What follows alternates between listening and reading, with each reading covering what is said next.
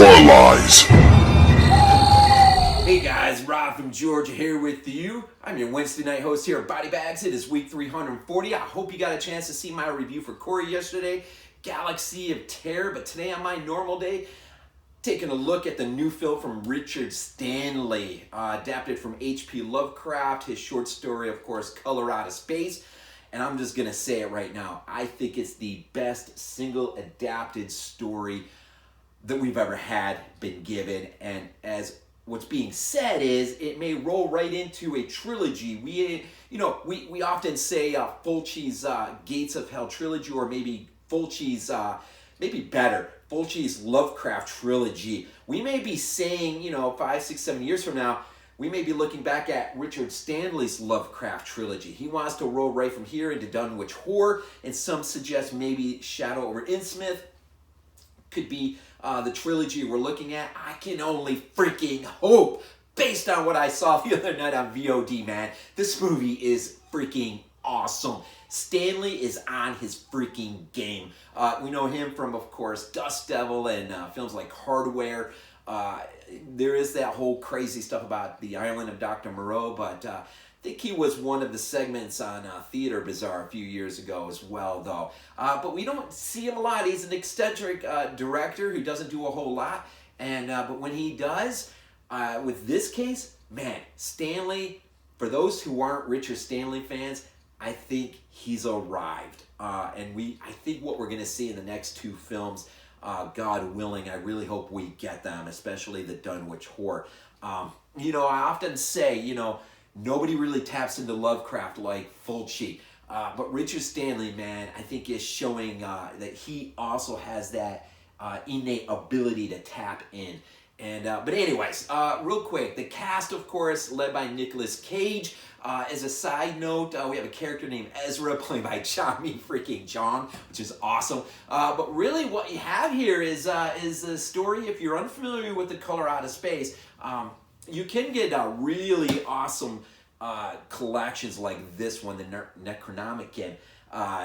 This is, I'm not sure how much you pay for it, but this is the best Weird Tales of H.P. Lovecraft. This is a better release of something like this, where you get like just tons of his stories. But basically, really, and I'll just look at it really from Stanley's perspective as a filmmaker. What you have here is a family who's rebounding from cancer. The mother who's had cancer, and she's had mastectomy. It's been months now, I think about 6 months, and they have inherited grandpa's farm, and so they've moved out just outside of Arkham near Boston, and so we're in Lovecraft territory here, and so they settle into this farm. The family itself, the dynamics are really sort of weird. I mean, I think what you get at the heart of this is sort of a you know how Jack Nicholson's character, Jack, was just already damaged before he even set foot into the hotel in the original Shining. It's how Stanley Kubrick was able to capitalize on that and push that forward. Same effect here. You have a family, though, whose dynamics have been shaped by this cancer and this just really tragic surgery that mom has had to go through, which has had a real nasty sort of impact on the family. And so for Nicolas Cage's character, the dad, this is a means of just getting themselves somehow back on a road of normality, and it's just not going to happen because that attempt is going to, it's set on a collision course with something Lovecraftian, which is cosmic horror at its best, I think.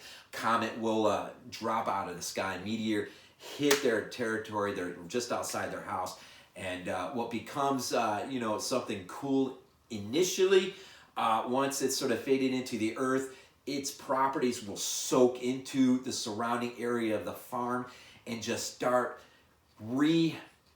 messing with it in a way that's an illusion. It's not what it appears initially. Really what it's doing is impacting or trying to reshape to its own ends anything and everything near that impact site. The house, the electronics, the people, the animals, the vegetation.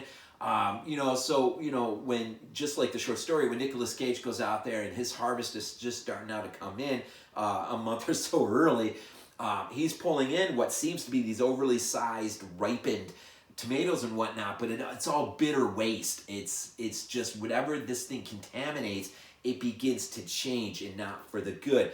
And a lot with H.P. Lovecraft and his cosmic horror is, mankind is so insignificant to the larger things of the universe that when this meteor crashes, it could care less about the circumstances or the dynamics of this family. And so they've just been hit, metaphorically with a meteor in their life, and now they're hit with a literal one that will really take this family from a really bad situation and take them even further to the point where there is no more left.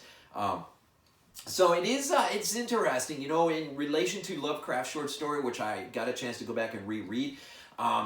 This really hits on a lot of themes in that story, really, really good. But it also manages to capitalize on the need to flesh out, with the family itself in the short story, there's a lot of ins and outs, inner workings, dynamics, and whatnot with the family that you really don't sort of tap into. You're sort of, a narrator the guy who serves as a narrator, he's doing a survey of the territory. He gets told the story of by Annie, I think, on the short story. Basically, the backdrop of this blasted heath of what he's walking into. They want to build a reservoir here in this area, and so he's basically checking out the water tables and whatnot. So we get a lot of perspective from the narrator in the story, but with Stanley, he was able to take us into that and show us the impact of this meteor and its effect on the family. We get to see a family, as I said before, that's really sort of damaged. You got a daughter, you got two boys. The older boy, the next younger one is the daughter, and you get, of course, the youngest one, Jack. Benny is the oldest boy, and Lavinia is the girl. And they all sort of had their dysfunctions. Benny he's managed to hook up with Ezra, Tommy Chong, who's the sort of local hippie who basically lives either on or just off their property. And so he's kind of got that. He's into astronomy and stuff that's going on. Jack has been somewhat recluse. He's sort of, him and the dog Sam just sort of got this thing going on where he really just sort of keeps himself outside of the family in a sad way. The daughter is doing everything she can via Wicca and anything she knows to try to reverse the trend of this cancer in her mom. But you get an idea that this family was really probably pretty normal before the cancer. After the cancer, it's stretched. It's stretched almost to its breaking point, and the meteor will be the breaking point. And the story of what this meteor brings out of space, the color.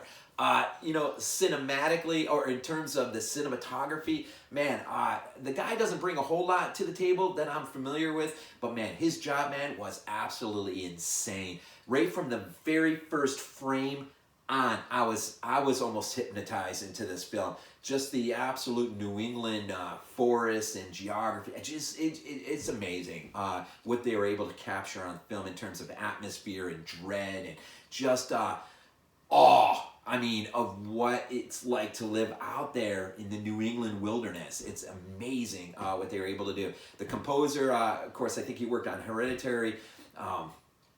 Trying to think, production design, I came across, this girl actually worked on The Final Girls from 15, which is kind of cool.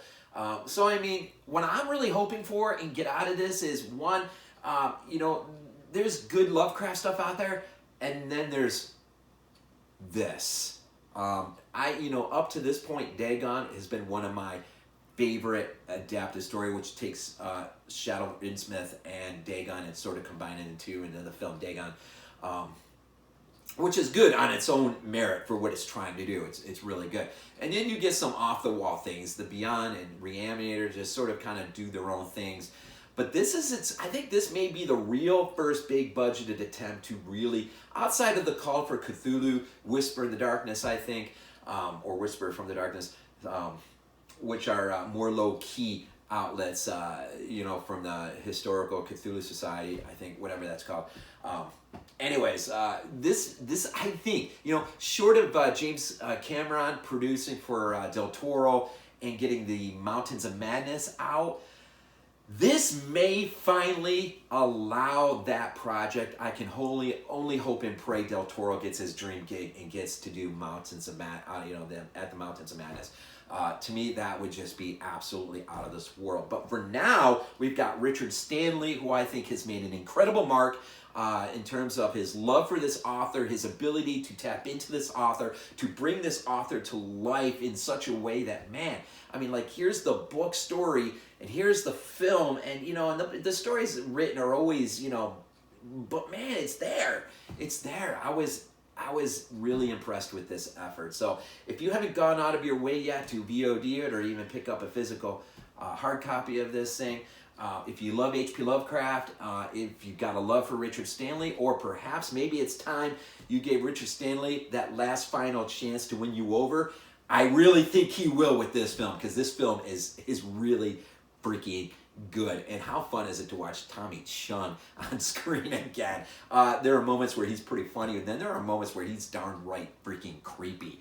The special effects, I'm really hoping that the crew involved with this film will stay with Stanley through the trilogy. I think only good things come from that when that stuff happens. So I don't know what else to say. I'm afraid of my time. I better just go ahead and wind this thing down and check, and hopefully I'm in where I need to be. But check it out. RLJE Films put it out. SpectreVision. VOD, you can check it out. And check out Color Out of Space, man. I'm a huge Lovecraft fan. I love and adore H.P. Lovecraft. And this film, man, this film did not disappoint at all. And I cannot wait to own this thing. So if you haven't yet, check this thing out, man. It's a trip and a half. It's a ride. It's a ride. It's good times, man. And as always, man, as always, we leave off these things with Go Bills.